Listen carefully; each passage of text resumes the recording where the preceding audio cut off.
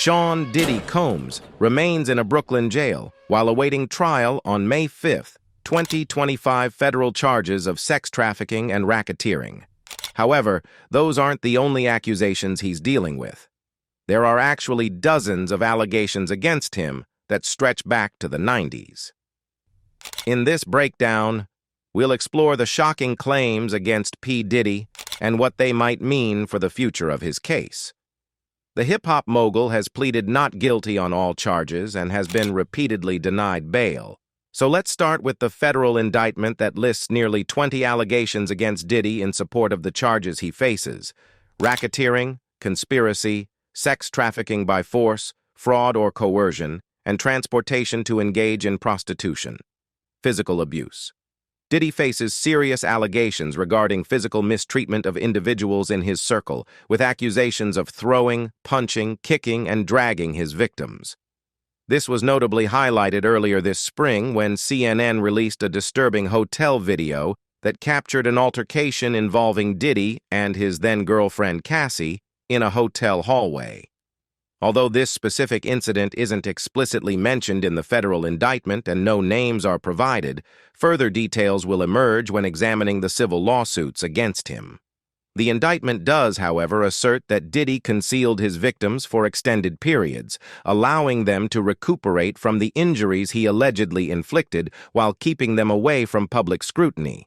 Federal prosecutors claim that he created an environment of intimidation to draw these individuals into his sphere, coercing them into participating in events he referred to as freak-offs. These freak-offs were described as elaborate productions, orchestrated and directed by Diddy himself, where he often engaged in the activities while electronically documenting the proceedings. During these sessions, victims were allegedly compelled to use illicit substances, engage with sex workers, and participate in explicit acts, frequently without their awareness that they were being recorded. Furthermore, it is claimed that Diddy coerced victims into carrying illegal firearms, relying on intimidation tactics and the assistance of associates from his organization, Combs Enterprise.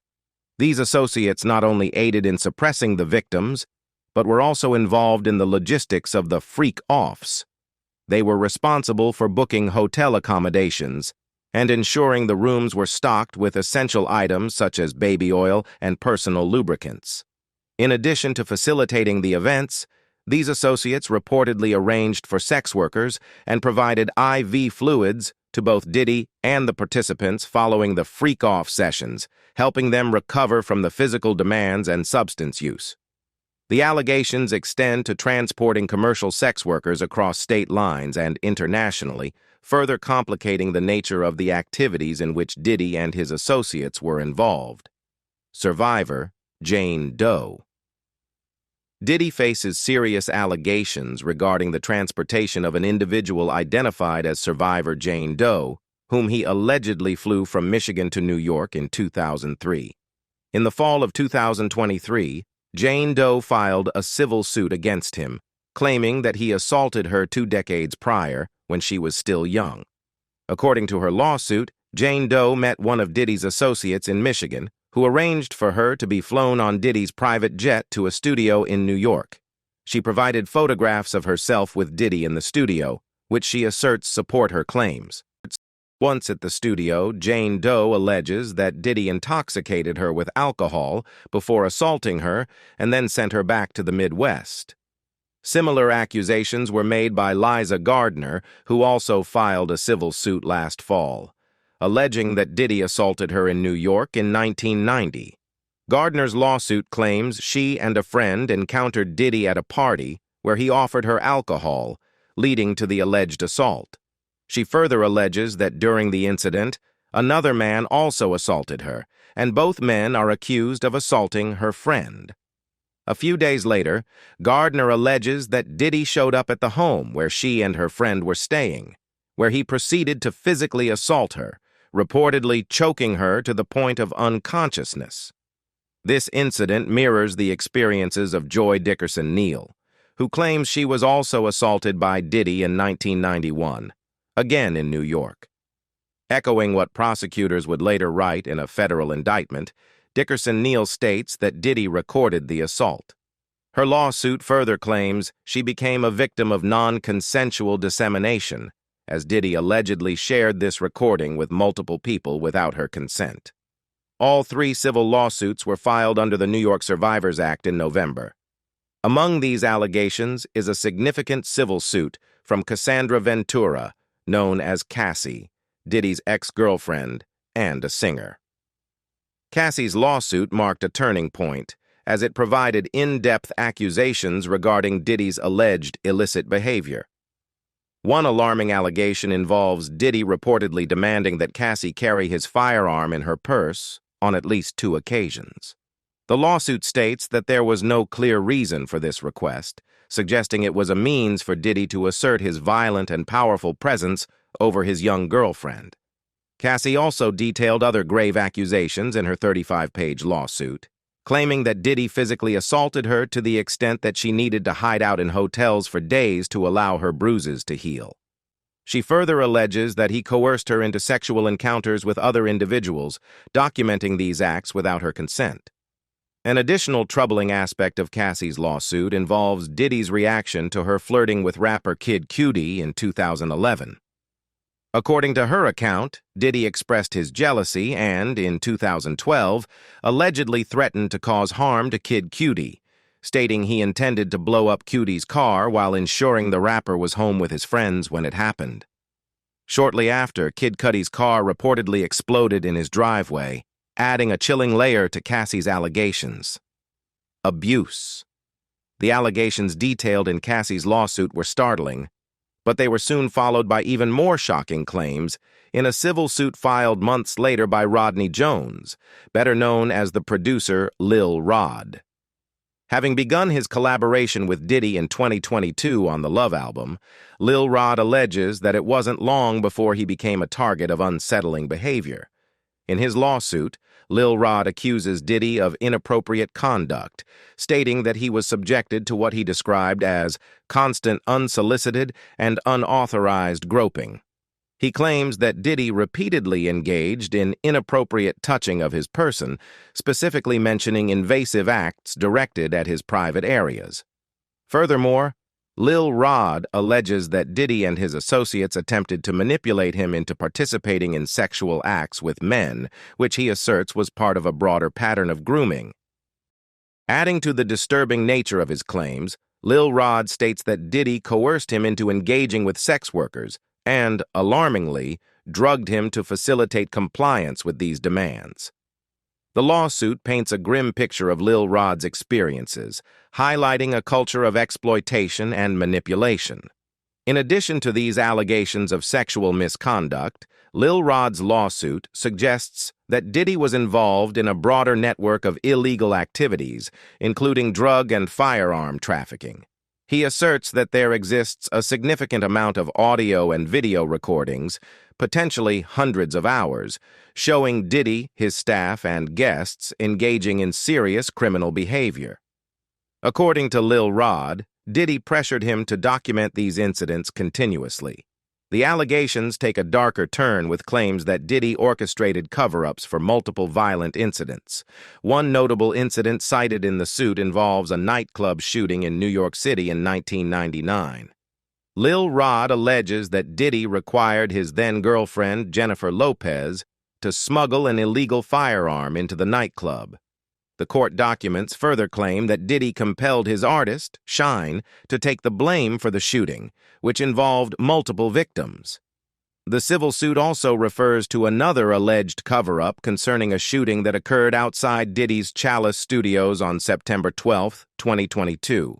Lil Rod recounts a chaotic scene where Diddy, his son Justin, and a friend known as G were present.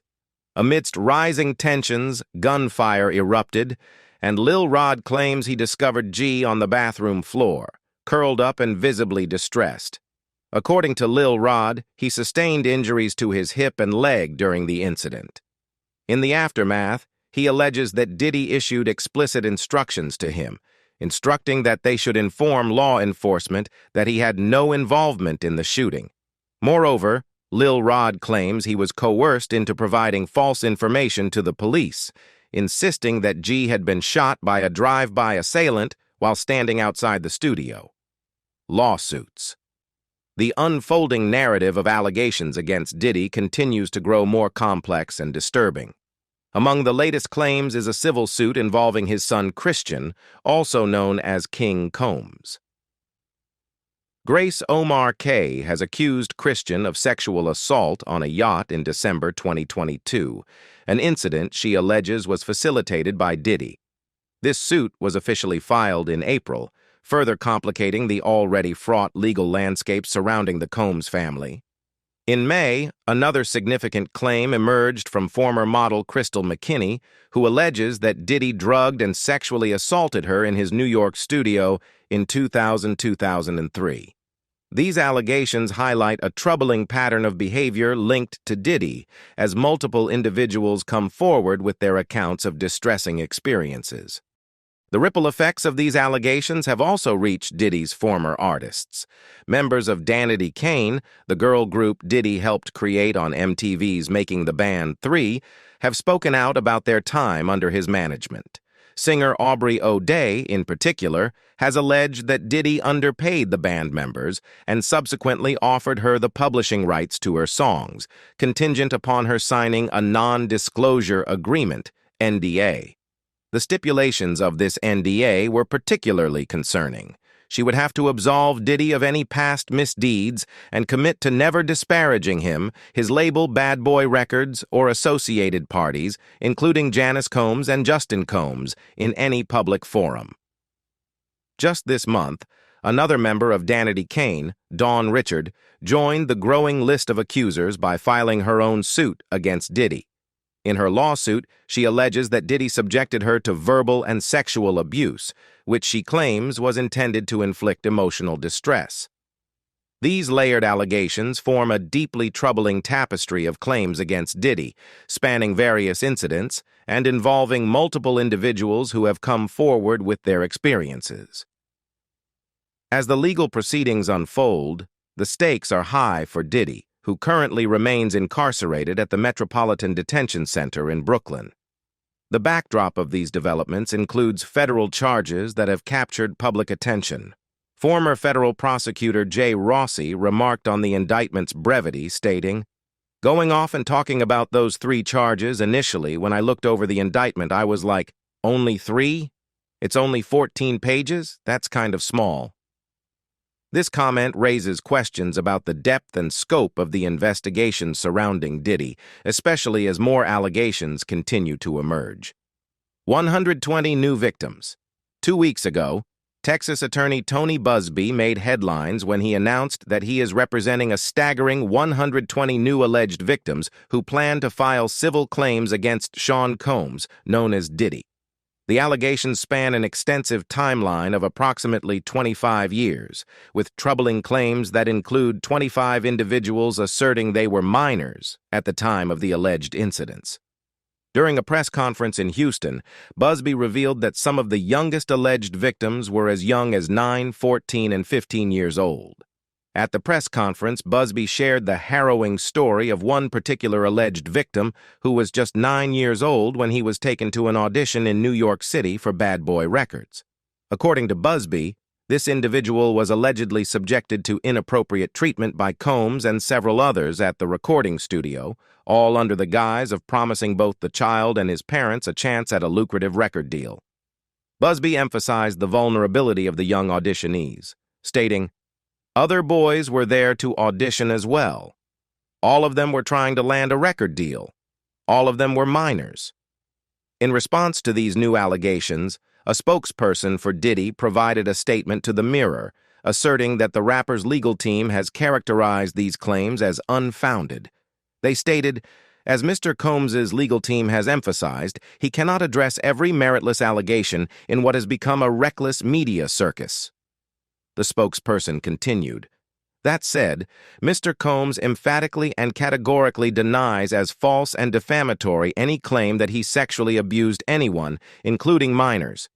He looks forward to proving his innocence and vindicating himself in court, where the truth will be established based on evidence, not speculation. Busby, undeterred by the pushback from Combs's representatives, urged any additional victims to come forward and report their experiences.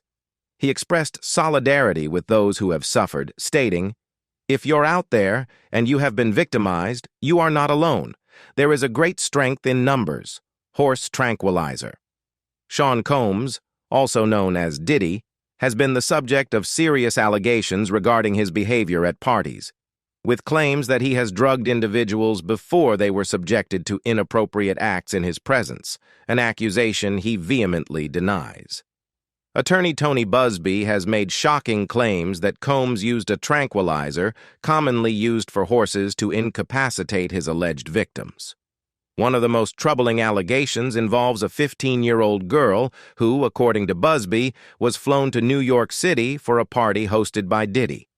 Busby recounted that the teenager was allegedly drugged and subsequently taken to a private room where she was reportedly assaulted in the presence of Combs and other individuals. The lawyer stated, "This female individual was assaulted, and then other individuals took turns assaulting her." The details presented are deeply disturbing, painting a picture of exploitation and manipulation. In another instance, Busby detailed the experience of a 20-year-old woman who was invited to a party with Diddy at a hotel. According to the attorney, she felt flattered by the invitation and attended the gathering, where she was offered a single drink. After that, she has no recollection of the events that transpired. Busby alleged that she was later taken to a hospital, where medical professionals discovered both cocaine and the horse tranquilizer in her system. The attorney claimed that several other individuals present at these gatherings were also drug tested, and results indicated the presence of various drugs, some of which were described as unfamiliar substances.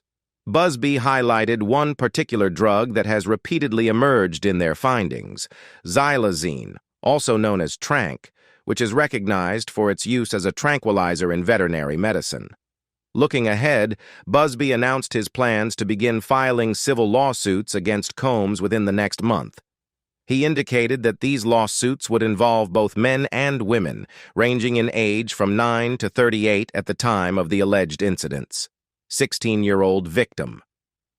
On Monday this week, a wave of at least 6 civil lawsuits was filed against Sean Combs in New York, encompassing serious allegations of inappropriate conduct, including claims of assault, abuse against males, and misconduct involving minors. Among the plaintiffs, 2 women are identified only as Jane Does, while 4 men are labeled John Does, preserving their anonymity amid the distressing allegations. One notable claimant is a man from North Carolina who alleges that he was subjected to inappropriate behavior by Combs during one of the rapper's extravagant gatherings, often referred to as white parties, held in the Hamptons, Long Island, back in 1998. The man, who was just 16 at the time, recounts an encounter where Combs allegedly approached him and said, "Don't you want to break into the business?" In response to these latest accusations, Combs's legal team has previously dismissed earlier claims as baseless, emphasizing that their client cannot address every meritless allegation in what has become a reckless media circus. Long list of accomplices. Attorney Tony Busby has indicated that P. Diddy's alleged associates will be revealed in an upcoming civil lawsuit. He remarked, "The names will shock you. There will come a time when we disclose names beyond Sean Combs, and trust me, there are many. It's already a lengthy list, but given the sensitive nature of this case, we want to ensure we have everything in order before we proceed."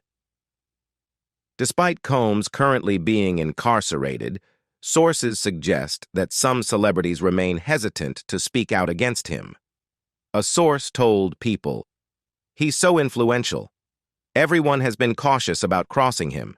Even though he's behind bars now, his presence is still felt, and we all recognized that back then." Potential sentencing. As the dust settles from the recent indictment against Sean Combs, legal experts are weighing in on the implications of the prosecutor's strategy. The initial document, a mere 14 pages long, raises eyebrows for its brevity given the gravity of the charges at hand. One former federal prosecutor noted, "What that tells me is that the prosecutors were eager to move this case forward. They wanted to get this indictment out there as a foundational step. However, the simplicity of the indictment might not be the end of the story. The prosecutor speculated that this was just the beginning and that a more comprehensive indictment would soon follow. I predict they will supersede and amend the current indictment," he explained, "not necessarily by adding more charges but by including additional allegations under each existing charge. They'll want to give it what they call a speaking indictment." A speaking indictment, he elaborated, is not just a list of accusations. It's an extensive narrative that reads almost like a novel, often stretching over 100 pages. "This current indictment is somewhat bare bones, general in nature," he continued. "But I believe the federal prosecutors will soon add more substance, more details to strengthen their case." This raised an important question. If the prosecution is likely to expand their allegations, why did they start with only 3 charges? The prosecutor acknowledged the strategic reasoning behind it, stating, "I'm sure they chose the charges they believe they can secure a conviction on. They're going for the ones backed by the strongest evidence." He further clarified, "But I think they only need those 3 charges. The RICO charge, in particular, is so expansive that if they rely solely on that one count, it could stand on its own. There's no need for 20 or 30 counts. A few solid charges can carry significant weight, especially the RICO charge, which is serious and carries considerable implications for a conviction." As the conversation shifted towards potential outcomes, the gravity of the situation loomed large. "Diddy is presumed innocent, of course," the prosecutor stated, "but if there is a conviction, he could face a hefty sentence. Under the federal sentencing guidelines, while they aren't binding, he could be looking at a significant amount of time behind bars. Just doing some quick calculations, I'd estimate at least 15 years, if not more." As the legal storm surrounding Sean Combs gathers momentum, criminal defense attorney Adam Kay weighs in on the implications of the federal indictment against the hip-hop mogul. "This indictment is problematic for Diddy," he explains, his voice steady yet laden with concern. "It outlines what prosecutors believe is a clear pattern of illegal activity carried out under the guise of the Combs enterprise. While I think it lacks some specifics, it's important to remember that this is an ongoing investigation. Given the high profile of this case, we actually know more than we typically would at this stage." He pauses, gathering his thoughts. The indictment lays out a pattern of conspiracy and racketeering charges, which are serious in nature. One of the key figures in this narrative is his ex-girlfriend, Kathy, who filed a significant lawsuit against him last November. The details from that lawsuit have become crucial, almost like the jumping-off point for everything that has transpired since. Diddy is facing some very real legal challenges ahead, and it's going to be a tough road.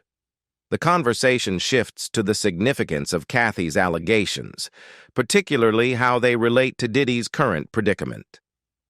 "The pattern of behavior they're suggesting points to a long history of law-breaking," Adam continues, referencing the serious accusations Kathy made against Diddy during their years together. Her lawsuit has been instrumental in bringing this issue to the forefront. It ignited public interest and, ultimately, led authorities to scrutinize him more closely. Reflecting on the rapid turnaround in Diddy's fortunes, Adam points out the stark contrast between the accolades Diddy received just a year ago and the serious allegations now against him. "Think about it," he says, shaking his head. "Last year, he received the key to the city in New York. Just a few months later, he was honored with a Lifetime Achievement Award at the VMAs. How could someone go from being celebrated to being indicted in the Southern District in such a short time? It's astonishing." He continuing, "This drastic change can be traced directly back to Cassie and her lawsuit filed on November 16th. Even though they settled just a day later, the details of her allegations became public, and that set off a chain reaction." Adam draws parallels to the Me Too movement, suggesting that Cassie's case empowered other alleged victims to come forward. What her lawsuit did was open the floodgates. It made other people who had been silenced by fear, fear of Diddy, fear of violent retaliation, or fear of emotional manipulation, consider speaking out. They might have felt coerced to stay quiet through threats or even the potential of having their encounters recorded and used against them. With renewed urgency, he recounts the wave of subsequent lawsuits that followed. After Cassie's lawsuit, we started to see another complaint in December, then another, and another. This snowball effect began to shift public opinion about Diddy. It's a phenomenon we saw with R. Kelly, where one revelation led to many others, prompting a reckoning of sorts. While the charges against Diddy are distinct and, as of now, unproven, the echoes of R. Kelly's saga resonate in the air. The public's grappling with the darker sides of their beloved icons is a slow and painful process. Behind the scenes, it's clear that Kathy, Diddy's ex-girlfriend, serves as the catalyst for this investigation, even if she isn't in the spotlight as the face of the allegations. Among those following in her wake is Lil Rod, whose own legal claim propelled the narrative forward. His lawsuit didn't just reiterate the accusations, it brought with it a compelling assertion. I have hundreds of hours of video footage. With claims of illegal activities documented through audio, video, and photographs, Lil Rod's words became the fuel that ignited a federal investigation. Melba Pearson, a former prosecutor, points out that these elements were likely crucial in prompting the authorities to execute search warrants back in March. Absolutely, she affirms. They needed to seize that evidence to ensure it could be used at trial down the line. She elaborates on the legal mechanics behind the search warrants. You can't just go fishing. You have to specify what you're looking for. Thanks to Lil Rod's lawsuit, the feds had specific parameters. They were searching for video footage and surveillance from a particular room during a defined time frame to substantiate the events in question. With this information in hand, investigators could meticulously follow the trail of evidence, gathering what they needed to formulate a solid case against Diddy. In a way, all roads lead back to these civil suits, Melba notes, emphasizing their foundational role in paving the way for criminal charges. As Diddy finds himself in custody, a new layer of uncertainty emerges regarding the civil lawsuits that have surfaced. Would they now be stalled? The usual protocol in such circumstances involves civil attorneys holding their breath, waiting for developments in the criminal case. The evidence unearthed during the criminal proceedings can serve as a veritable goldmine for civil suits. If Diddy were to testify, and it's unlikely he would, his statements could be pivotal in the civil lawsuit, Melba explains, especially if there's any contradiction in his testimony between the criminal trial and the civil case. That could set the stage for a powerful legal strategy known as impeachment. While the civil lawsuits may be temporarily paused, they are not abandoned. The outcome of the criminal case, whether it results in a plea or a verdict of guilty or not guilty, will dictate the path forward for the civil claims. Only then will the civil suits resume their march through the legal system. After his arrest, Diddy maintained his innocence, pleading not guilty to the federal charges. His legal team released a statement that painted a portrait of a complex individual. Diddy Combs is a music icon, self-made entrepreneur, loving family man, and proven philanthropist. He is an imperfect person, but he is not a criminal. They emphasized his cooperation with the investigation, stating that Diddy had even relocated to New York in anticipation of the charges. Please reserve your judgment until you have all the facts, the statement urged, reiterating his position as an innocent man looking forward to clearing his name in court. Trial date confirmed. Diddy has been behind bars for 5 weeks now, and it looks like he'll be there for quite a while longer. He won't be getting out until his trial begins on May 5th, 2025. The trial is anticipated to last around 3 weeks, during which Diddy will stand before a Manhattan jury facing serious charges like sex trafficking and racketeering. According to legal documents reviewed by the Daily Mail, his defense team contends that he poses no threat to the community. If the allegations are proven true and he's convicted, Diddy could face a minimum of 15 years in prison, meaning he'd be released at the age of 69. On the other hand, if the court opts for a harsher sentence, he could potentially be facing life behind bars.